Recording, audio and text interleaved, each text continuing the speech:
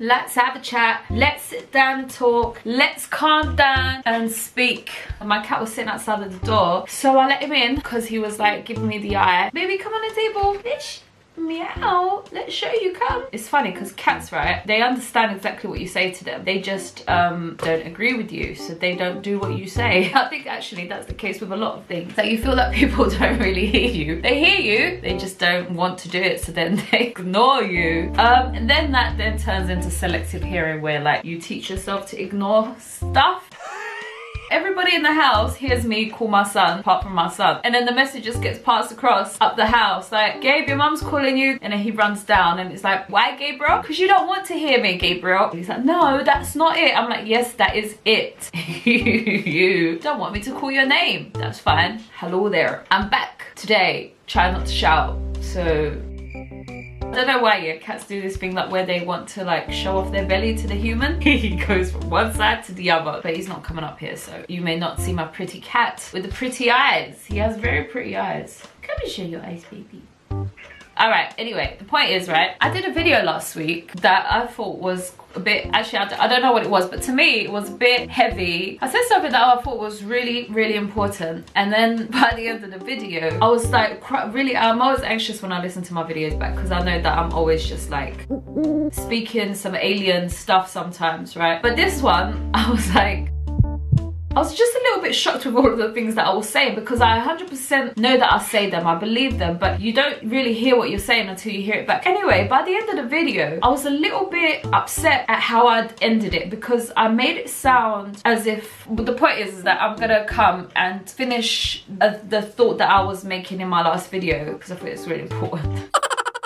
Basically, yeah, I feel like my video helped me, right? Because I know I do these videos and then I post them, yeah. But listening to it back, it was really helping me. I was like, oh my God. And then by the end of the video, I was like, well, hold on. I didn't really confirm what I'm saying here, right? So then I thought, no, I need to make a video to confirm what I'm saying here. So anyway, so then I feel like last week, yeah, I was like in a really bad place. And then something switched in me, like I had explained, something switched in me. And then like this like superhero that had lived in here, in this body for so long, just went, ah, I'm awake. Someone put me to sleep, I'm awake, right? And I've always been this like superhero in my head anyway, right? And I've got this stamina of like just to carry on and carry on and carry on. And then literally that went to pieces and it was on the floor and it was dying. And then last week something happened, like I'd explained, and it just went, ah, because I'm back. Anyway, and the point is that I have to just conclude what I didn't conclude last week about life and about what the heck we're doing here, right? Because either this is a shit a hole or it's not, right? And basically my brain was trying to convince me that the first scenario is correct, that this is just not a nice place. I don't know why I'm here, and I've never ever in my 35 I never know how old I am. I'm 34.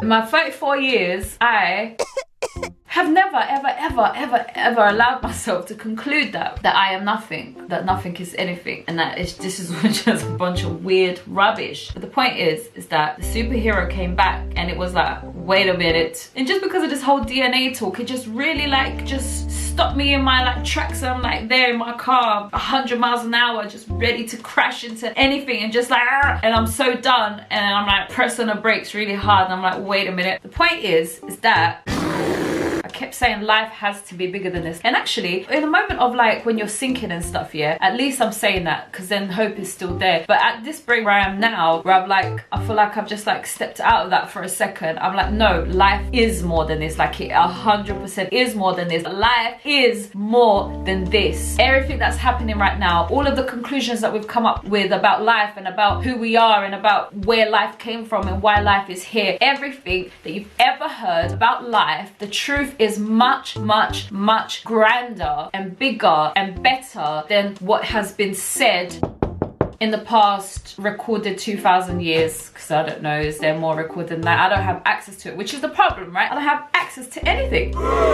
If I wanted to see the sun with the binoculars, oops, Firstly, I would have to buy a very complex binoculars. I know they're not called binoculars. What are they called? Well, it's funny that I don't know what they're called, because since I was a little girl, I wanted to be an astronomer, and I always said that I was going to get this machine in my adult years, and I was going to stare at all of the planets and try and find like things and stuff. Yeah, so now telescope, I'm gonna buy it anyway. So then I want to buy a telescope. I'm gonna buy a telescope, but then a telescope where you can even see stuff that you want to see probably costs like thousands and thousands of pounds. And if they cost thousands and thousands of pounds, it means that they actually don't even work by themselves, right? They have to work through a computer. You can't just like look like that and then, you know, zoom things out. You have to, it's all this process that I don't understand. So therefore I'm not even educated to have this machine. I don't have any friends that are educated to tell me about this machine, and I don't have thousands of pounds to buy this machine. So here I am, and I am locked into understanding something that I want to understand because of money and education. Oh no. So I know that this is the blueprint of the world, right? Because it happens everywhere, right? You see it. Either you don't have the right education, or you don't have the money to do something, and then you are stuck.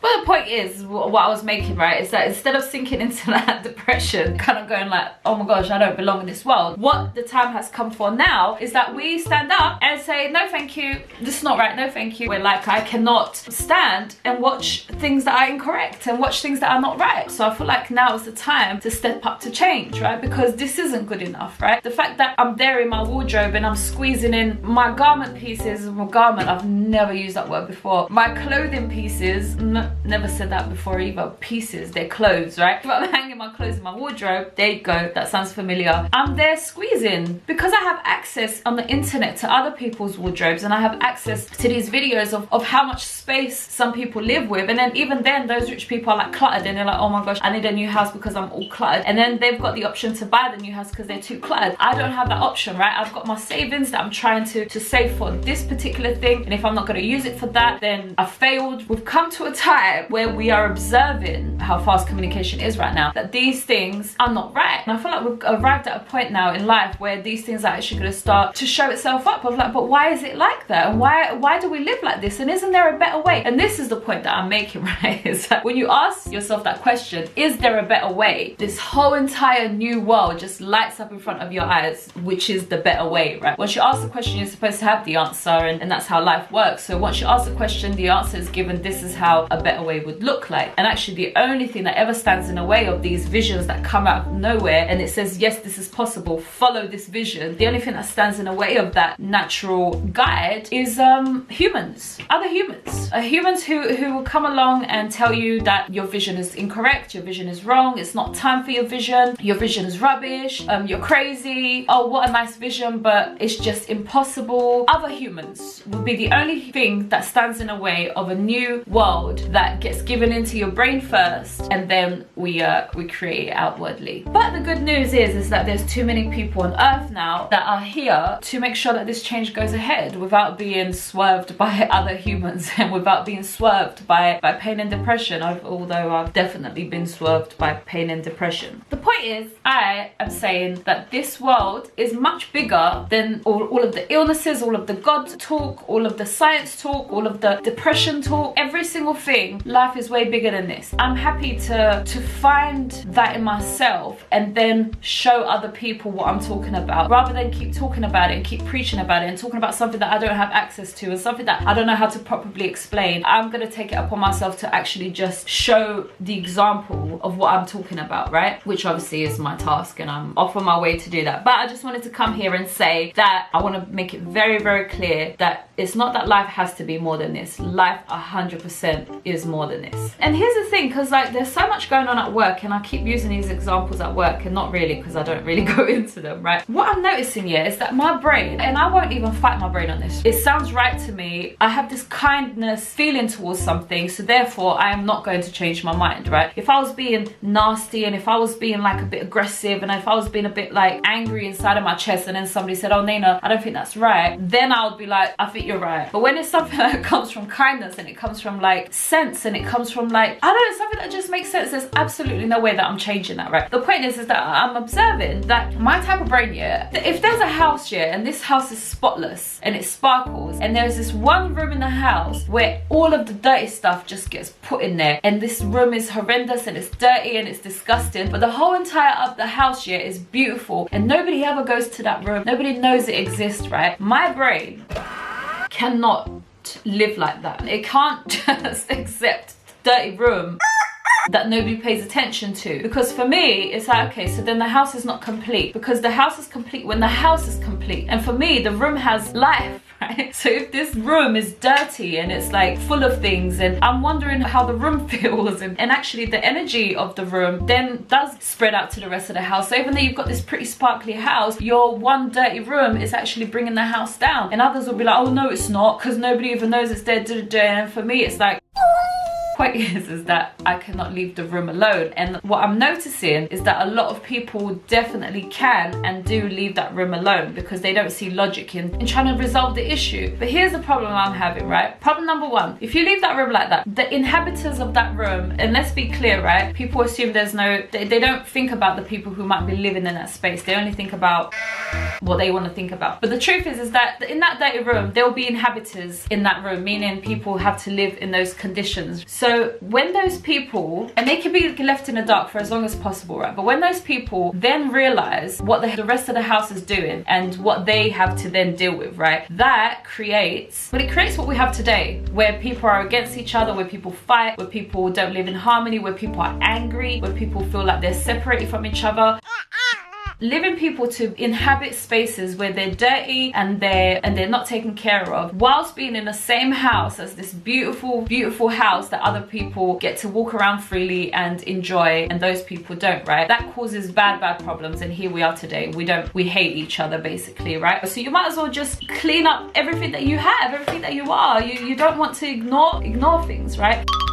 And I guess point number two, yeah, is that for me, the whole house is the whole house. If there's one room in the house that's not correct, or it's not clean, or it's not matching the rest of the house, that means that my house is not complete. For me, that's how I see it. And I feel like I would be not truthful and not honest to say, oh look, this is my beautiful house, but never mind that one room down there. For me, it's like, no, if I'm going to tell you I have a beautiful house, I have to be transparent in all senses, right? So I have to say, no, every single room in this house is beautiful. But for me, I'd prefer to just live with all of my rooms nice and sparkly, because I want to mind and I want to care who's inhabiting the rooms that I'm at, and that's my life. Anyway, so I thought I'd just come and add this video. Until next time, I hope you have a lovely Christmas break, and if I see you before then I do. All right, see you later. Bye.